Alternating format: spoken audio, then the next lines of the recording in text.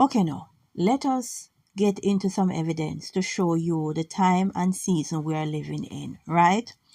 Now, our credible source is telling us trans toddlers offered gender treatment as NHS caves to pressure of activists. Listen to this. The health service has asked a minimum age of 7 for children to be seen by specialist gender clinic.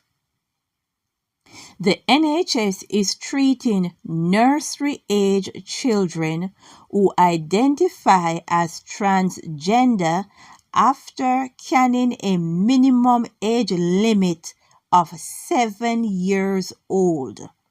Nursery-age toddlers are currently receiving treatment through the Health Service Specialist Gender clinics despite the NHS having claimed prior that children under 7 were just too young to be considered to have gender dysphoria. The health service was set to introduce a minimum age of 7 for children to be seen by specialist gender clinics, which were removed after the proposal were put out to consultation. A source close to the consultation process told The Telegraph that the soon-to-be abolished NHS England had caved to the pressure of trans activists to remove the age limit.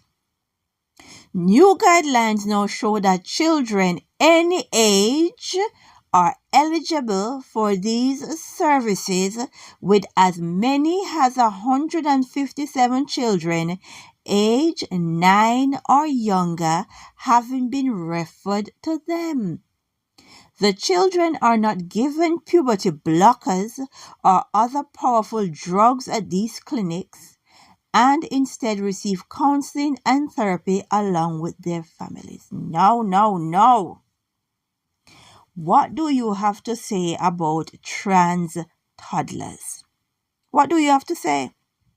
All of this coming from the United Kingdom, right? The United Kingdom, the country that has Oxford, Cambridge, Edinburgh, St. Andrews University, right? And they want to tell us about trans toddlers.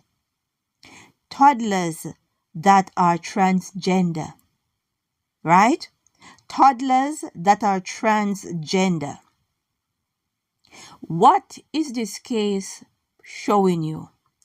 Why is it so important for our children to be converted to be all sorts of trans whatever? Why is it so important? Who benefits?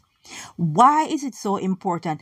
You have to ask critical questions, because this is not happening in Russia. Russia don't have trans toddlers. China don't have trans toddlers.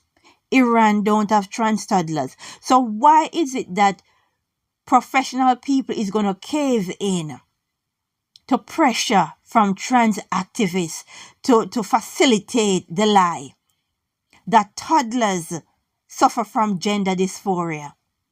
Everyone should tiptoe around the lie, tiptoe around your feelings. And all of this from the country that has Oxford University, Cambridge, St. Andrews University. If people don't wake up and see that this LGBTQ agenda is a curse chalice. It's a curse chalice. And they're using this thing to curse the land. Right?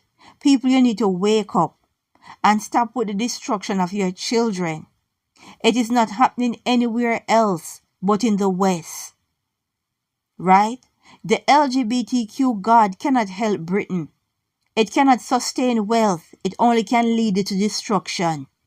Nothing good will come of it. Right? Destroying the next generation will not make Britain powerful. It will not make Britain keeps its wealth. It's only going to make you weak. because your next generation will be destroyed. Right? You have been warned. You have been warned. You will not maintain your power and position when the next generation is confused, damaged, and don't know where they're going. You cannot maintain wealth with the generation that is coming up. And you're allowing this thing to destroy, this LGBTQ agenda to destroy Britain's children. It's not happening anywhere else. But you were warned. You were warned. Trans toddlers. How ridiculous that sounds. Trans toddlers. Let that sink in. Right? It's not enough to get them 9, 10, 12, 13, but you want them to be toddlers now. You want us to believe that toddlers is suffering from gender dysphoria. And some of them can barely talk. They can barely put a sentence together. But yet still are suffering from gender dysphoria. You were warned. Britain, you were warned. We need to pray and understand we wrestle not with flesh and blood. Right? Wickedness in high places. So when you people start to lose your wealth, your power, don't go blaming immigrants, because all you see happening in Britain right now, they're using the immigrants as a scapegoat.